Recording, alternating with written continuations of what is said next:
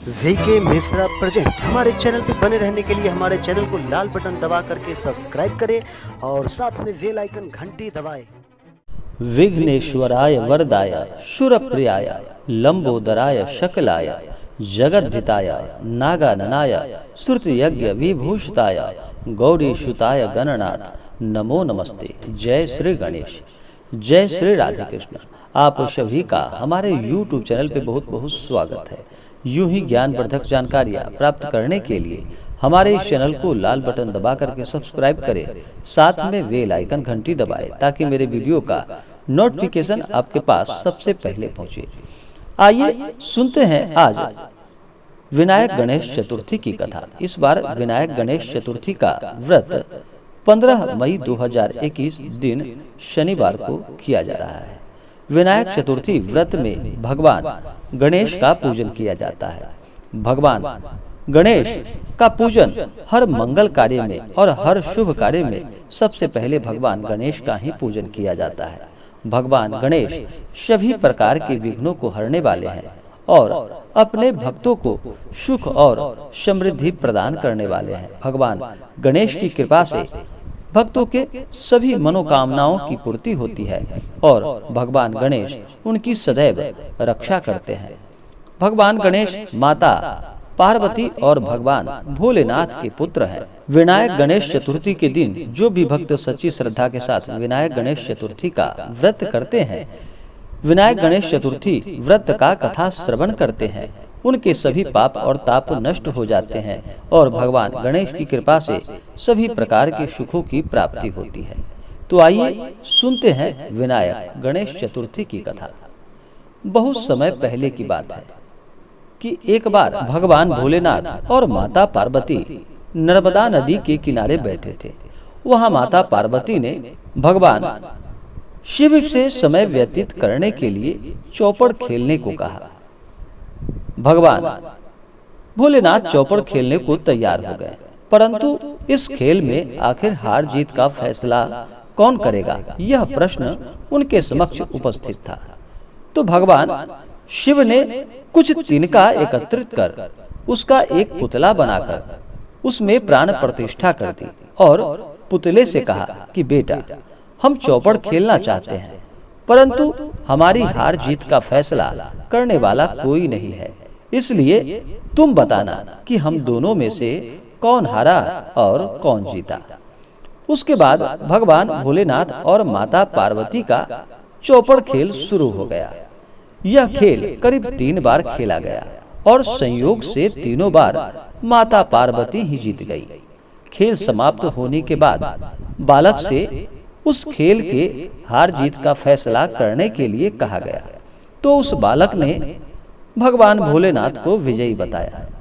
यह सुनकर माता पार्वती अत्यंत क्रोधित हो गईं और क्रोध में उन्होंने बालक को लंगड़ा होने का तथा कीचड़ में पड़े रहने का श्राप दे दिया। बालक ने माता पार्वती से क्षमा मांगी और कहा कि यह मुझसे अज्ञानतावश ऐसा हो गया है, मैंने किसी द्वेष भाव में ऐसा बिल्कुल नहीं किया। बालक द्वारा क्षमा मांगने पर माता ने कहा कि यहाँ गणेश पूजन के लिए नाग कन्याएं आएंगी, उनके कहे अनुसार तुम गणेश व्रत करो, ऐसा करने से तुम मुझे प्राप्त कर सकोगे। यह कहकर माता पार्वती और भगवान भोलेनाथ कैलाश पर्वत पर वापस चले गए।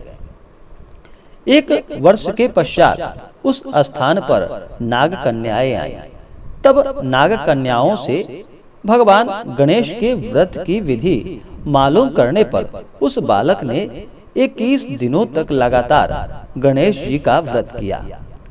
उसकी श्रद्धा से भगवान गणेश अत्यंत प्रसन्न हुए और उन्होंने बालक को मनोवांछित फल मांगने के लिए कहा। उस पर उस बालक ने कहा कि हे विनायक, हे विघ्न विनाशक, मुझ में इतनी शक्ति दीजिए कि मैं अपने पैरों से चलकर अपने माता पिता के साथ कैलाश पर्वत पर पहुंच सकूं और वे सब देख मुझे प्रसन्न हो। तब बालक को वरदान देकर भगवान गणेश वहां से अंतर्ध्यान हो गए। इसके बाद वह बालक कैलाश पर्वत पर पहुंच गया और कैलाश पर्वत पर पहुंचने की अपनी कथा उसने भगवान भोलेनाथ को सुनाई। चौपड़ खेलने वाले दिन से माता पार्वती जी शिव जी से विमुख हो गई थी। अतः देवी के रुष्ट होने पर भगवान भोलेनाथ ने भी बालक के बताए अनुसार 21 दिनों तक श्री गणेश का व्रत किया। इस व्रत के प्रभाव से माता पार्वती के मन में भगवान शिव के लिए जो नाराजगी थी वह समाप्त हो गई। तब यह व्रत विधि भगवान शंकर ने माता पार्वती को बताई। यह सुनकर माता पार्वती के मन में भी अपने पुत्र कार्तिकेय से मिलने की इच्छा जागृत हुई। तब माता पार्वती ने भी 21 दिनों तक श्री गणेश का व्रत किया तथा दुर्वा, फूल और लड्डुओं से गणेश जी का पूजन अर्चन किया। व्रत के 21वें दिन कार्तिकेय भगवान स्वयं माता पार्वती से मिलने आ पहुँचे। उस दिन से श्री गणेश चतुर्थी का यह व्रत समस्त मनोकामनाओं की पूर्ति करने वाला व्रत माना जाता है। इस व्रत को करने से मनुष्य के सभी कष्ट दूर होकर मनुष्य को समस्त प्रकार के सुखों की प्राप्ति होती है। भगवान गणेश सभी प्रकार के विघ्नों को हरने वाले हैं और सभी प्रकार से सुख और समृद्धि को प्रदान करने वाले हैं। तो बोलिए प्रेम से भगवान गणेश की जय। विनायक गणेश चतुर्थी व्रत करने वाले को सुबह ब्रह्म मुहूर्त में उठ करके अपने सभी नित्य क्रियाओं से निवृत्त होकर के गंगा नदी या घर के जल में ही थोड़ा सा गंगा जल मिला करके स्नान करना चाहिए। शुद्ध वस्त्र धारण करके मन में संकल्प लेना चाहिए कि हे भगवान गणेश, हे विघ्न विनाशक, आज मैं आपके विनायक गणेश चतुर्थी का व्रत करने जा रहा हूँ, आप हमें आशीर्वाद प्रदान करें। इस प्रकार मन में संकल्प लेते हुए जो भी मन में इच्छा हो, जो भी कामना हो, वह भगवान गणेश से कहें।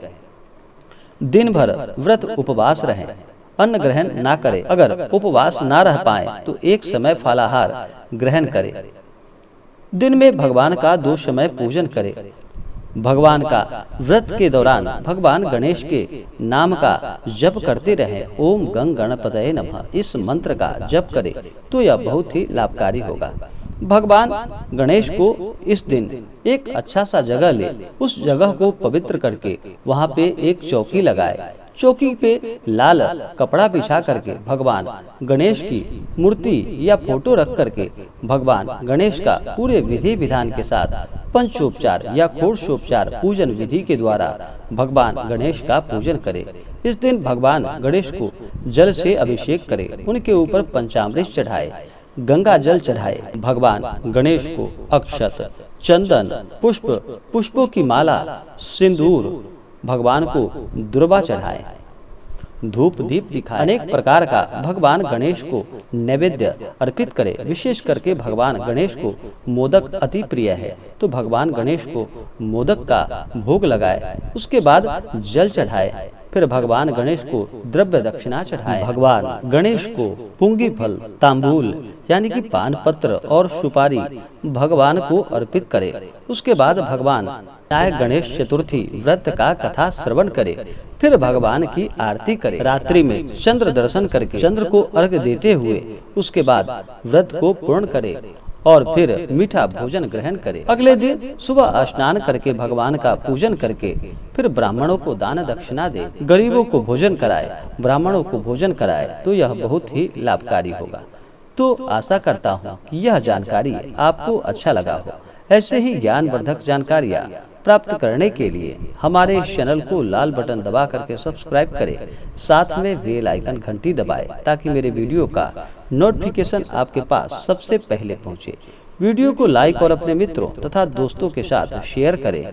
सुखी रहे और स्वस्थ रहे। जय श्री राधे कृष्ण। धन्यवाद।